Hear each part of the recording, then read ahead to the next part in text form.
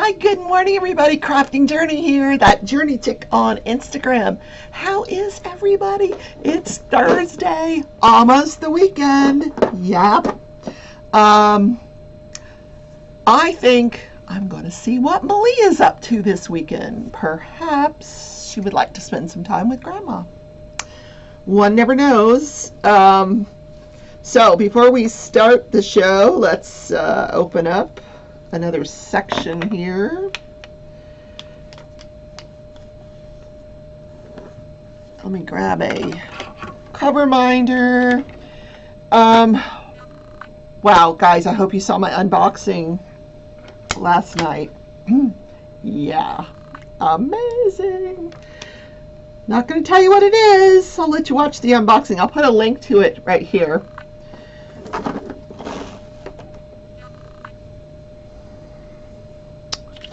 Oh my goodness, yes, I'm on the slow track to China today. All right, let me show you what this looks like now with the last section done. Okay, so we're up in the corner here. Actually, I thought this was a bird. I don't know what it is. Maybe like another card or something. I'm not sure. So this is the section we're going to work on today. We're getting there. We're getting there. Not a whole lot left. Yeah. But it's so pretty. I love the colors.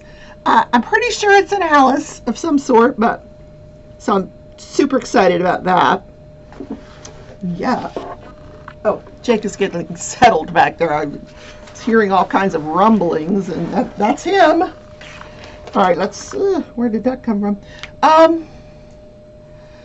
So I did my collage quilt last night. You know, I worked on it, and I'm not awake yet.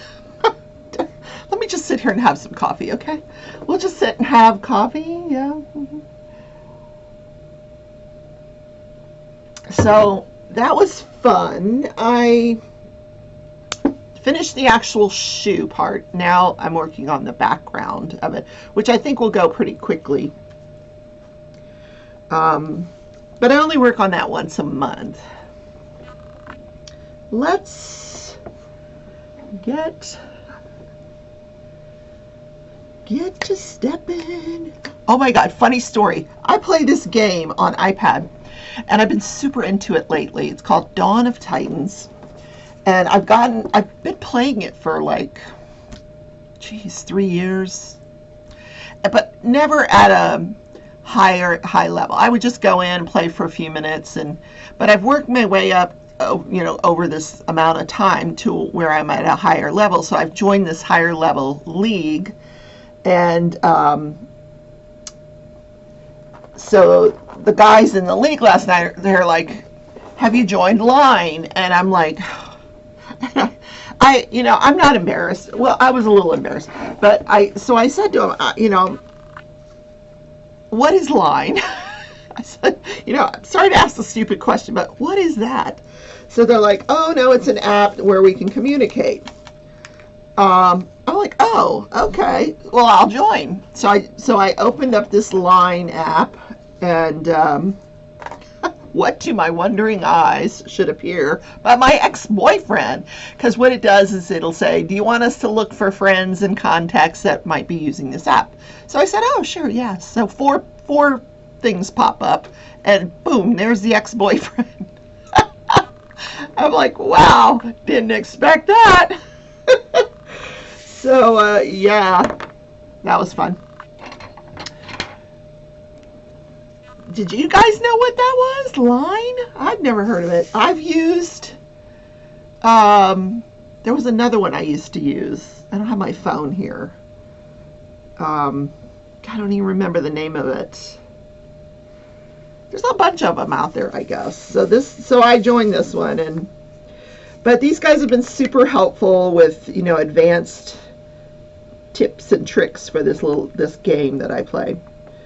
Now, some people call these pay-to-play games, and, you can pay, but there's ways that you can play it without paying. if you're if you've been around it enough, you can figure. I've spent very little money in this game over the years, and I've had fun with it. And then the one that I do dump money into, it's terrible, Candy Crush. I still play Candy Crush, yes. Candy Crush, Soda Crush, and then Candy Crush Friends, but not a lot. But man, if I've played a level over and over and over again and I can't get it, and I need to have some bars to make this thing work, then you got to spend a couple bucks to get the bars and get through that level. I know it's stupid, but so I spend like $1.99 here and $1.99 there, and pretty soon Candy Crush creators have all of my money. No. Why not go back to Animal Crossing? I don't know. I have, I went back to Ark that one night. I went in and just, visited my old stomping ground, and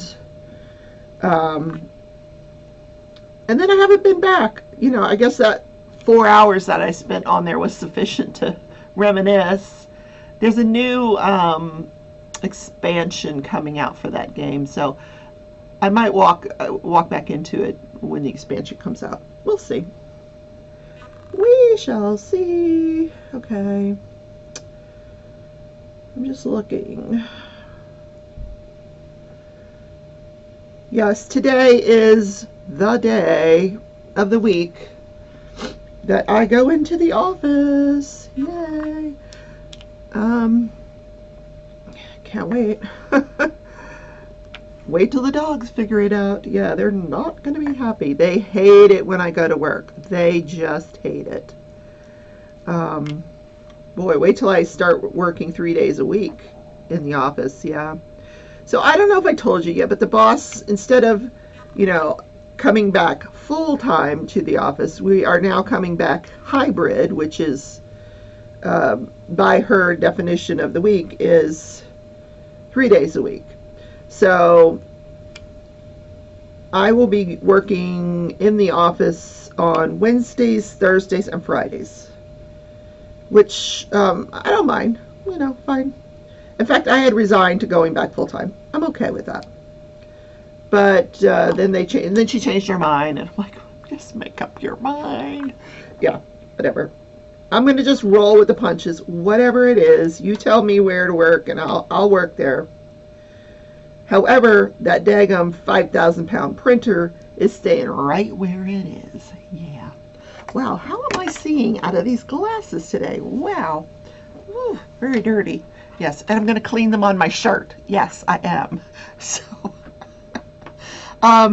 what national day is it? It is, this might even be international, Earth Day. Yes, this is the day that we recognize, the crisis in our climate.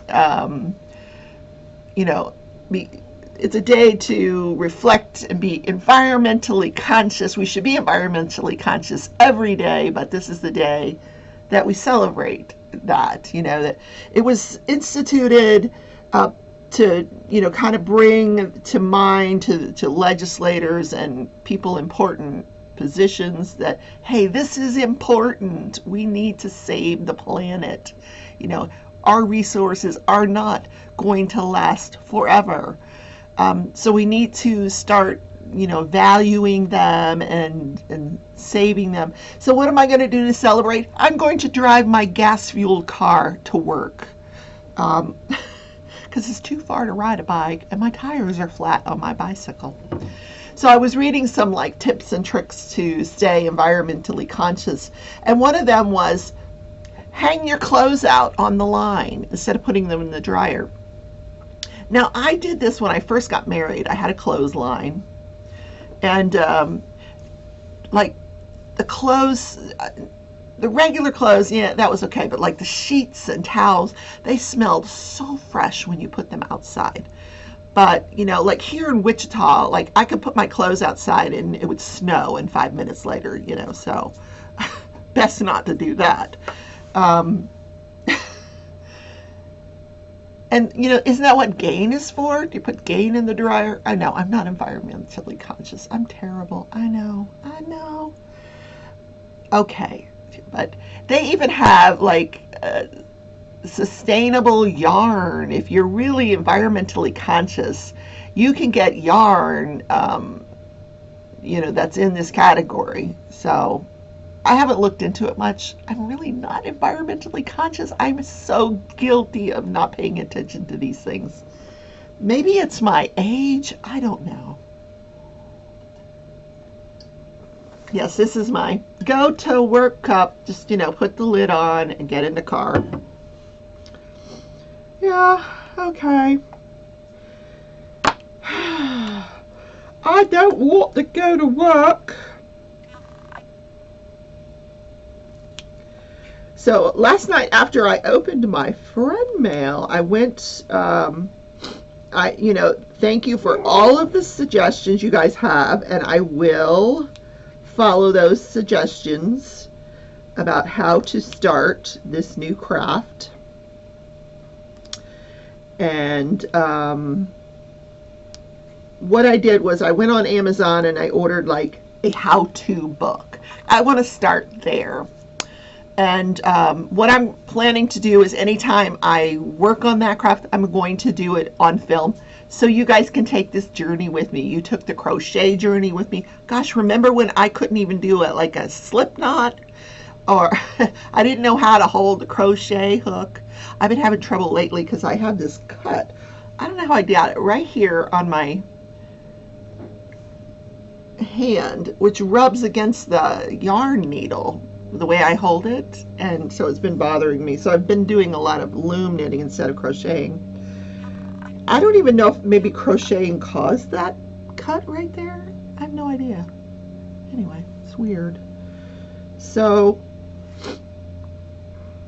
you guys will get to take that journey with me. Yay! Now, I don't know how far into it we're going to get, but I hesitate to go down the rabbit hole too deeply. But as Alice fell down the rabbit hole, she was pulling books off a shelf, and so last night I pulled off the how-to book. So we'll see how that goes. And we will read that before we land at the bottom of the hole. But my mind is drawing a blank because I just have zero experience with this machine. Zero. So, I mean, that's where I'm starting at. Zero knowledge. And someone that you guys have recommended some creators for me to check out, which I certainly will. But I want to start at the absolute beginning, and which is how I do everything. I start from the beginning, and I don't want to run out and spend a bunch of money before I really know what I'm doing. I did buy the book. So now, that being said, if you guys would like to support the content of this channel, you are welcome to send a one-time donation through Buy Me a Coffee. Make mine a decaf. The link to that is down below, also in the description. Or you can become a member of my channel just by hitting the join button. You go to my channel page, hit the join button. Or you can become a Patreon. Yes. Maybe when I figure out this Cricut machine, I can start doing stuff for my Patreons. Yeah. That would be a good goal, right? But I have absolutely no idea how to do that, but I will. That's my plan. I'm back. Let's do Judge, Jury, and Journey. This was day 2 of the Ashley MacArthur trial for the murder of Taylor. Right. Now, I did not get through the entirety of day 2. Yesterday was a very busy day, as you guys know. Um, there's like this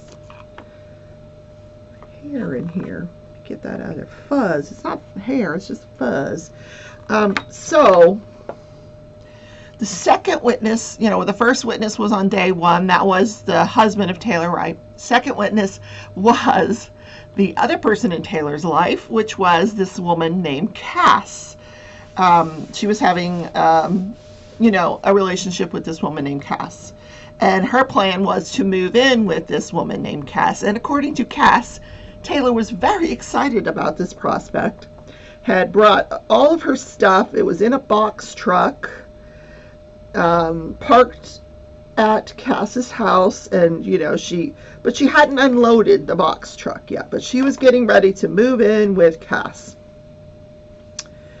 Now, Cass testified that the last time she saw Taylor was the morning of September 8th. Now, the prior night, she and Taylor had gone out to eat to a restaurant with Ashley, and there was some discussion about Ashley wanting her money back or Taylor wanting her money back from Ashley. And Ashley had said, well, we'll go to the bank tomorrow. So on the morning of September 8th,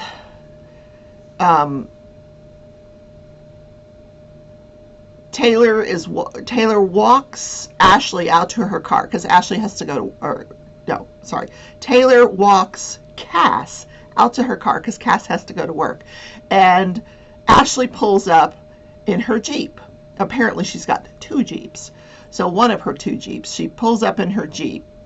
And this is the last time that Cass sees Taylor. She is, supposedly going to the bank with Ashley.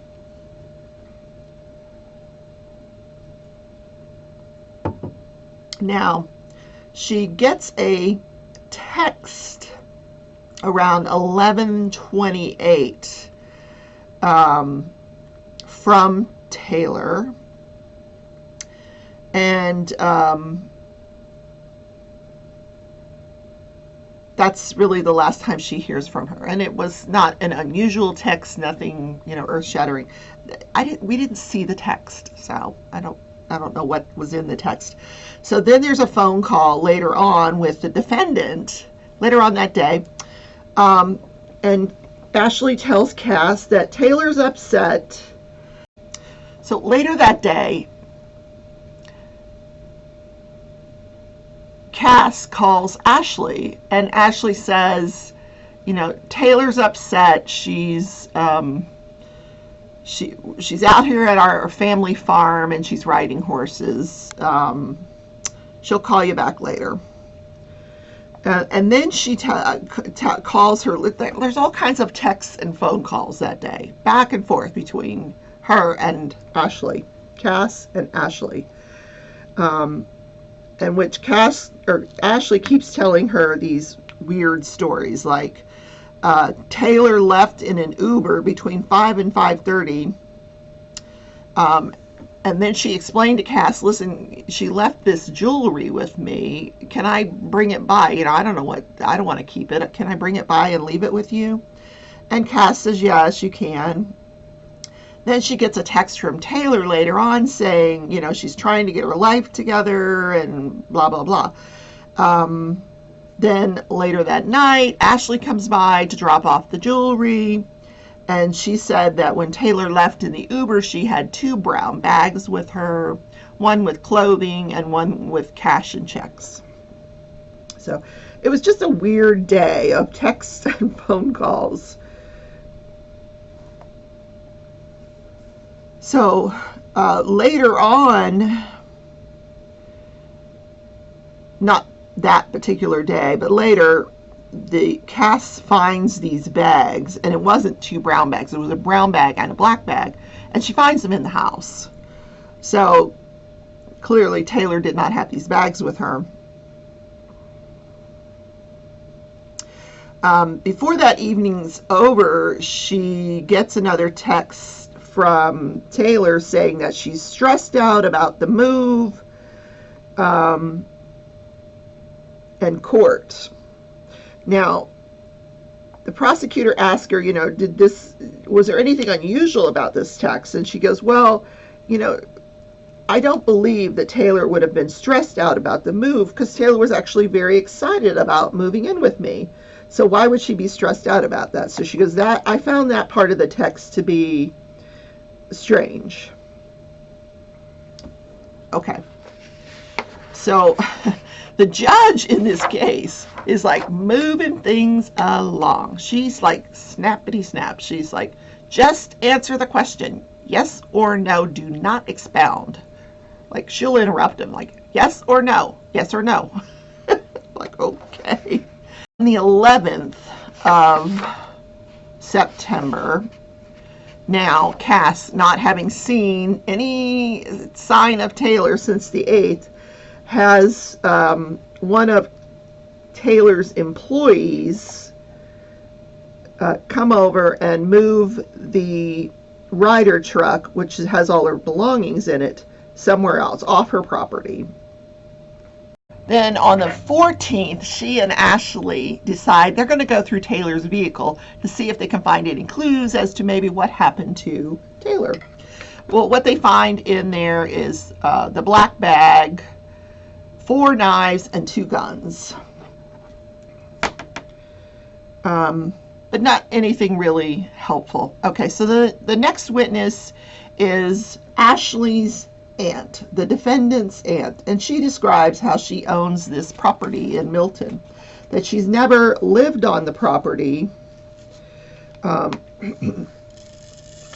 but what she does is she has this beautiful red barn, and the property's maintained very, very nicely. They house horses there.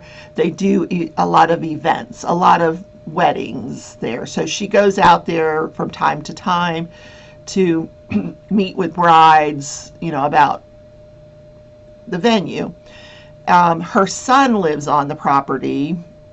In fact, he moved in August. So, bottom line is she, having made a few trips out there in September and October, never saw any signs, anything unusual that would lead her to believe that there was basically a dead body on her property. There was a lot of questions about, did she maintain the fence line? Because Taylor was found buried along the fence line, and she said, at one point she had gone out and cut a tree near the fence line, but it wasn't near where this body was found.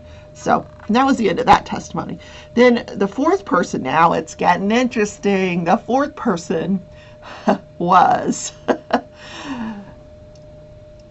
So I told you earlier, Ashley's married. Well, here comes this Brandon B. He's the owner of this bar called Sticks Billiards. Here's a picture of him. Not a terribly great-looking fellow, but he starts having an affair with Ashley. Ashley comes to this bar on a regular basis because apparently Ashley has this side business where she owns these vending machines and jukeboxes and stuff. And there was a jukebox in his establishment, and she would come and pull out the cash, which the defense has pointed out that this was a cash machine. But this Brandon also testified, well, it did take credit cards too, but mostly cash, which is important because Ashley spends a lot of money in cash. And as you'll recall, this case is over money. Like, where is Taylor's money? So really interesting is he testifies that Ashley spent a lot of money on him, the defendant.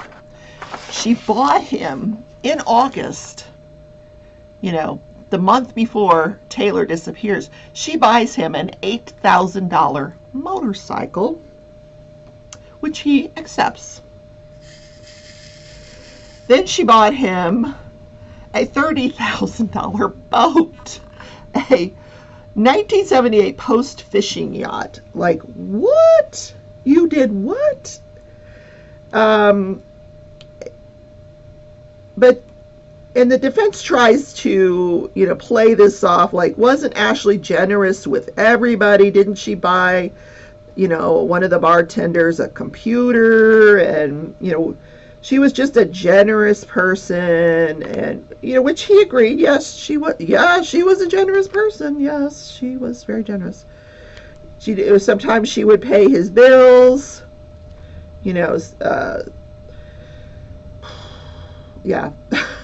Just like, wow.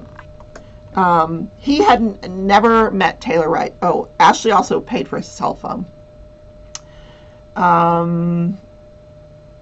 And I think I told you, or maybe I didn't tell you, she paid for the motorcycle in cash. $8,000 in cash. Boat, cash. $30,000 in cash. And she gave him guns on a regular basis. They had been having an affair for about a year, and this had been going on for about a year. I don't know where she was getting these guns, but she would give them to him, and he would put them on this site and trade them or sell them. And one of the guns that she gave him closer to the time of Taylor's disappearance was this Smith & Wesson, which they have not said, but I'm assuming is the murder weapon, because they asked him, was he able to, at the instruction of the police, was he able to track this gun down? And he said yes. And keep in mind now, I'm crocheting. No, actually, I was loom knitting, and I'm listening to this trial. I'm not really watching it on YouTube. I'm mostly just listening. And I had seen the defense attorney early on, during opening statements. And then at this point, when this guy's being cross-examined, I looked down at the YouTube, and it's a different defense attorney. So I didn't even dawn on me that he had more than one defense attorney. They're probably partners or something. So I was looking at Colonel Sanders. Like, here's a picture of him. I'm like, wow, he's being represented by Colonel Sanders. The man looks exactly like Colonel Sanders. I just thought it was funny. But he uses the way he asks this Brandon guy, he said, I forget how he used the word, but he used the word acrimonious, and Brandon was so confused by this word. So he had to redefine the word. I just thought that was hilarious, that this poor guy did not know what acrimonious meant. So that is where I left off. Now we're talking, it's 10 o'clock at night, and I'm trying to get through day 2. There are more witnesses for day 2. So as I'm in the office today, I got my earplugs. Although I don't think I need them. I'm probably the only one going to be there today. I will finish day 2, we'll try to get into day 3. But there's some interesting dynamics in this trial for sure.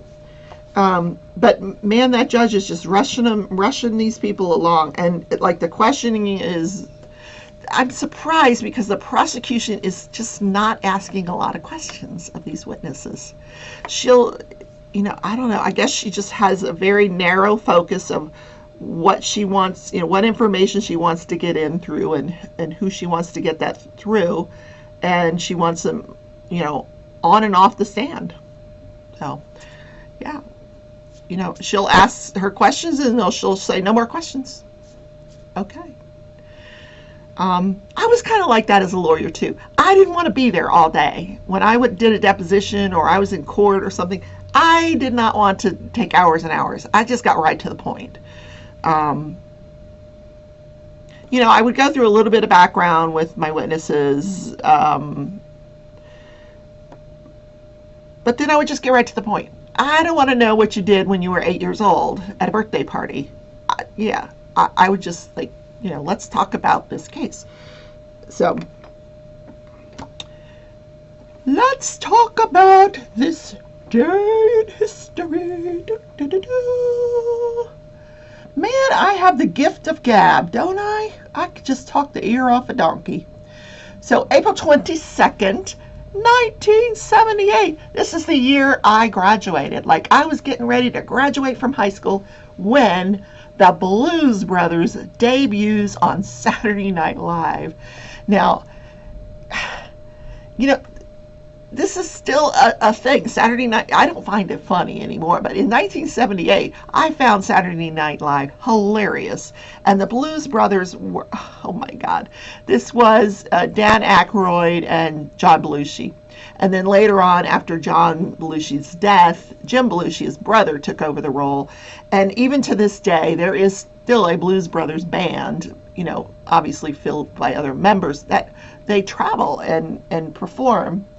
And you know, they made their debut that night, and within a few months they were making albums that, you know, went straight to the top of the charts, which is just so strange.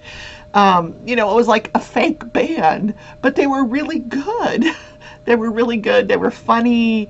You know, they wore these dark suits and hats and sunglasses, and they would surround themselves with other really great singers, Aretha Franklin, you know, these other, wow, I mean, they made movies. It was just this whole phenomena. But this is when they debuted in 1978. Like, Jake Elwood, no, it was Elwood and Jake Blues. So really, really funny. And if you have a chance, like, look them up on YouTube. If I remember, I'll link one of their videos here. Check them out if you've never seen the Blues Brothers, because, like, I'm old, I get it. You know, some of you younger people may not. I think most of my subscribers will know the Blues Brothers. Do do do do do do do do do do do do do do do do do do. Yeah, do do do do do. I mean, who doesn't remember that? The Blues Brothers.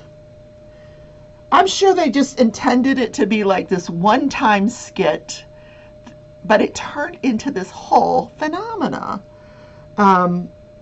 which is really funny. All right, before we go, I'm gonna put up a couple of Treasure Studios arts. There was a new artist released last night, Deborah Malcolm. You may recognize her name because she is licensed also with Diamond Art Club. She does landscapes for Diamond Art Club. So her landscapes are exclusive to Diamond Art Club, but she is also a dot artist. And here is some of her dot artwork, and I will put in a couple of pictures here just so you can. I did not do a collage this time. I do apologize. Like I said yesterday, it was such a busy day. So here's a couple of pieces of her artwork. If you are interested, the link to Treasure Studios Arts is in the description of this video. Travel over to that site if you happen to find anything in your cart after you've perused the Treasure Studios Art website. Use my code Rebecca15. I am an affiliate. I do make a little bit of money, commission for sales. Use the code Rebecca15 at checkout. You will get 15% off your order of $40 or more. Let me just also use this time to say that Treasure Studios Arts does not keep their paintings in a warehouse. When they release, like they did yesterday, and you place your order, once you place your order, that painting is put into production. It's not sitting on a shelf. These releases from yesterday are not sitting on a shelf ready to be shipped once you order it. They are made to order. Please indicate whether you want square or round. If you would like crystal, communicate with Rachel Treasure, the owner, and see if it's available in crystal. And she, well, you know, it's basically customized to what you want. So, and then it's placed into production. So it does take a little longer to get these paintings, but it is well worth the wait. So that is my show today, guys. Please consider subscribing if you just stopped by to check out the channel. Ring the bell when you want to know when I have another video posted. I've been doing a lot of pop-up little videos here lately. I do the morning show daily. And give me a thumbs up on your way out today. I will see you tomorrow in the morning show. I gotta get to work. Love y'all. Bye.